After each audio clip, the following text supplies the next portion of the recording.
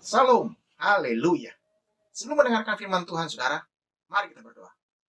Terima kasih Tuhan untuk hari yang indah ini, untuk sukacita, damai, sejahtera, berkat Tuhan yang berlimpah. Jadikan hari ini hari berkat, hari mujizat Tuhan, hari lawatan Tuhan. Urapi kami semua dengan urapan kuasa Roh Kudus, berikan hikmat kebijaksanaan, akal, budi, pengertian. Biarlah kami boleh mengerti kebenaran firman dan melakukannya seturut dengan kehendak Tuhan. Di dalam nama Tuhan Yesus, haleluya. Amin. Kita akan membaca firman Tuhan dari Lukas 15 ayat yang ke-11 sampai ayat yang ke-13, saudara.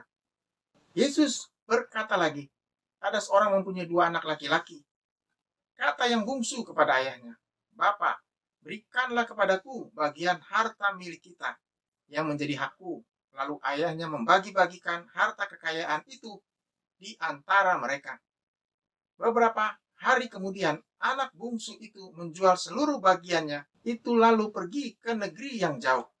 Di sana ia memboroskan harta miliknya itu dengan hidup berfoya-foya. Tema hari ini, saudara, kehilangan kesempatan. Apa yang dilakukan oleh anak bungsu ini menarik, saudara.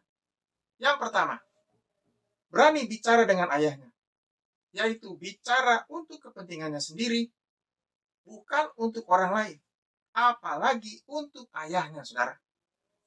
Yang kedua, minta harta miliknya sekarang juga. Lukas 15 ayat yang ke-12. Kata yang bungsu kepada ayahnya, Bapak, berikanlah kepadaku bagian harta milik kita yang menjadi hakku. Lalu ayahnya membagi-bagikan harta kekayaannya itu di antara mereka. Yang ketiga, anak bungsu ini tidak menghargai, tidak menghormati ayahnya. Yang keempat, menjual seluruh bagiannya, lalu pergi ke negeri yang jauh, menjauh dari ayahnya. Dia sendiri yang pergi, saudara, bukan ayahnya yang mengusirnya, apalagi saudara-saudaranya. Tapi dia sendiri yang ingin pergi jauh dari ayahnya. Tolong catat itu, saudara. Jadi ini kehendaknya sendiri. Ini bukan paksaan, tapi ini kemauannya sendiri. Ini rencananya sendiri. Dari sini kita sudah lihat bahwa dia kehilangan kesempatan untuk dekat dengan ayahnya. Kehilangan kesempatan untuk ada bersama dengan ayahnya lebih lama. Bahkan kehilangan kesempatan untuk belajar sesuatu dari ayahnya. Karena ayahnya seorang pengusaha besar, seorang yang hebat, seorang yang luar biasa. Dia bisa berhasil, dia bisa sukses seperti ayahnya. Tapi kalau dia pergi, dia tidak akan berhasil, saudara. Kehidupan di negeri yang jauh dialami oleh anak bungsu ini. Dia melakukan hal yang di luar dugaan. Yang pertama, memboroskan harta miliknya dengan berfoya-foya. Dia habiskan semuanya, tidak ada sisanya, saudara. Yang kedua, di Lukas 15 ayat yang ke-14. Setelah dihabiskannya semua itu, timbullah bencana kelaparan di dalam negeri itu, dan ia pun sangat melarat. Mulai melarat. Dia tidak menyangka, ternyata negeri itu yang dia pikir negerinya bagus, negerinya hebat, terjadi kelaparan yang dahsyat. Dan dia pun mengalaminya juga, saudara. Bahkan lebih parah lagi, kalau orang lain masih punya modal, masih punya rumah, masih punya keluarga, masih punya uang, mungkin uang simpanan, sehingga mereka bisa bertahan hidup di masa kelaparan. Tetapi anak bungsu ini dikatakan tidak punya apa-apa. Saudara bisa bayangkan, di negeri asing, tidak punya uang, tidak punya keluarga, tidak punya siapa-siapa. Dalam masa kelaparan, apakah dia akan bertahan hidup, saudara? Kalau saya baca ayat ini, pasti tidak akan lama hidupnya. Ini adalah hukuman karena dia sudah menghabiskan semua harta, semua pemberian ayahnya, dan tidak berpikir dua kali. Dia hanya ingin senang-senang. Dia hanya ingin senang sesaat, saudara. Yang penting hari ini senang. Besok ceritanya lain lagi. Besok dia nggak peduli, saudara. Jadi orang yang memilih untuk senang-senang tanpa memikirkan hari esok, celaka. Dia akan melarat, saudara. Yang ketiga, dikatakan di sini, apa yang terjadi di negeri yang jauh itu yang terjadi kelaparan. Di Lukas 15 ayat yang ke-15, lalu ia pergi dan bekerja pada seorang majikan di negeri itu. Orang itu menyuruhnya ke ladang untuk menjaga babinya. Dia pergi kepada seorang pengusaha. Dan dia melamar sebagai penjaga babi. Dari sini kita lihat saudara bahwa anak bungsu ini tidak punya keterampilan apa-apa. Kalau dia punya keterampilan, dia pasti bisa melamar di tempat yang lain. Ini terbukti bahwa dia bukan hanya sekedar sombong, tapi dia juga tidak punya apa-apa. Ilmunya nggak ada. Tambah sengsara lagi hidupnya, saudara. Jadi dia hanya bisa kerja serabutan. Dan dikatakan di sini, dia melamar sebagai penjaga babi. Tidak ada pekerjaan yang bisa dikerjakan selain itu, saudara. Karena dia tidak punya keahlian sama sekali. Ini sungguh menyedihkan. Ini sungguh terpuruk. Hancur hidupnya, saudara. Yang keempat, apa yang terjadi di negeri yang jauh? Di Lukas 15 ayat yang ke-16, lalu ia ingin mengisi perutnya dengan ampas yang menjadi makanan babi itu. Tetapi tidak seorang pun yang memberikannya kepadanya. Luar biasa. Tidak ada seorang pun yang memberikan makanan kepadanya. Sekalipun itu ampas babi. Babi saja masih bisa makan. Masih bisa menikmati hidup. Dia tidak bisa, saudara. Sekarang penjaga-penjaga babi yang lain juga tidak mau memberikan dia makanan, saudara. Ironis sekali dan sungguh menyedihkan keadaannya. Dari sini, dia insaf. Dari sini dia sadar. Inilah titik balik. Inilah yang menyebabkan dia kembali, saudara. Di Lukas 15 ayat yang ke-17. Lalu ia menyadari keadaannya, katanya, betapa banyaknya orang upahan Bapakku yang berlimpah-limpah makanannya, tetapi aku di sini mati kelaparan. Dia menyadari kesalahannya. Ini yang pertama. Dia menyadari kesalahannya. Itu baik, saudara. Itu langkah yang baik. Kalau saja dia tidak menyadari, dia pasti akan lemah. Dia pasti akan jatuh, pingsan. Bahkan gak lama dia mati, saudara. Ini semua katakan kesempatan kedua. Tuhan memberikan dia kesempatan kedua. Dia menyadari kesalahannya. Tiba-tiba terbuka akal pikirannya. Terbuka hatinya, terbuka matanya, saudara. Kalau saja waktu di rumah ayahnya, dia terbuka hatinya, dia terbuka matanya, tidak akan terjadi hal seperti ini. Tapi inilah penyesalan yang terlambat. Tetapi tidak terlambat sama sekali. Kenapa? Karena dia menyadari kesalahannya dan dia ingin kembali. Karena ada orang yang menyadari kesalahannya tapi tidak mau kembali, saudara. Gengsinya tinggi sekali. Anak bungsu ini mau merendahkan diri di hadapan bapaknya. Itu artinya dia mau merendahkan diri di hadapan Tuhan. Kesombongannya hilang, saudara. Keangkuhannya hilang. Bahkan sikap yang arogan hilang. Ini luar biasa. Ternyata penderitaan yang hebat, kelaparan yang hebat, kemiskinan, kebangkrutan membuat seseorang menyadari kesalahannya. Jadi kalau saat ini saudara mengalami hal seperti ini, itu artinya kesempatan untuk kembali kepada Tuhan, mengakui kesalahan. Dan itu didikan Tuhan, teguran Tuhan untuk menyadari semua kesalahan. Apapun kesalahan itu, saudara, akui di hadapan Tuhan. Dan Tuhan akan memberikan pengampunannya, memberikan berkatnya, memberikan jalan keluar, menjawab doanya, menjawab doa saudara. Dikatakan di sini, yang keempat, yang terjadi kepada anak bungsu ini. Di Lukas 15 ayat yang ke-19, aku tidak layak lagi disebutkan anak Bapa. Jadikanlah aku sebagai salah seorang upahan Bapa. Dia menganggap tidak layak lagi disebut anak bapaknya. Dia melamar pekerjaan sebagai seorang upahan bapaknya. Kalaupun nanti dia kembali dan ketemu dengan bapaknya, dia hanya ingin melamar pekerjaan sebagai salah seorang upahan bapaknya, bukan sebagai anaknya.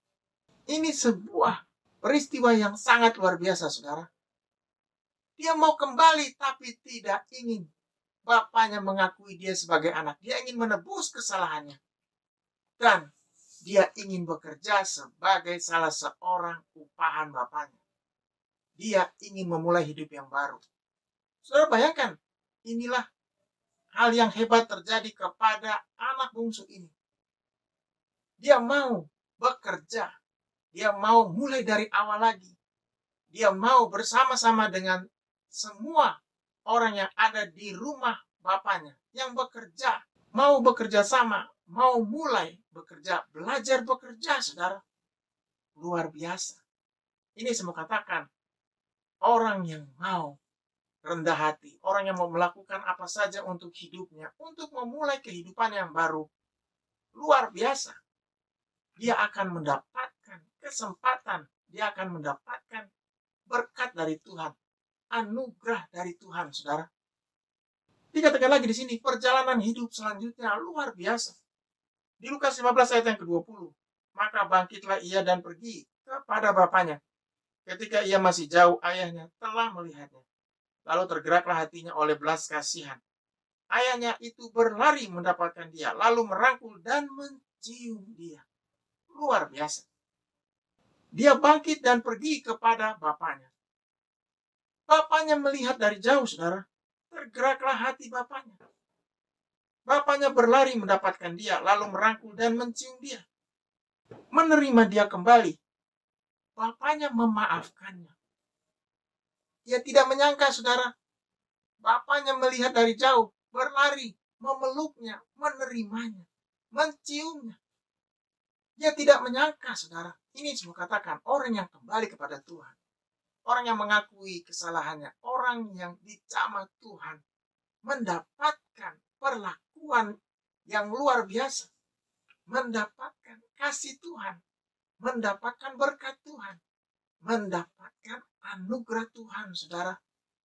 Anak bungsu ini mendapatkan berkat Tuhan.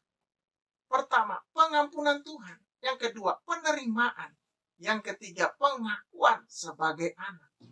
Luar biasa.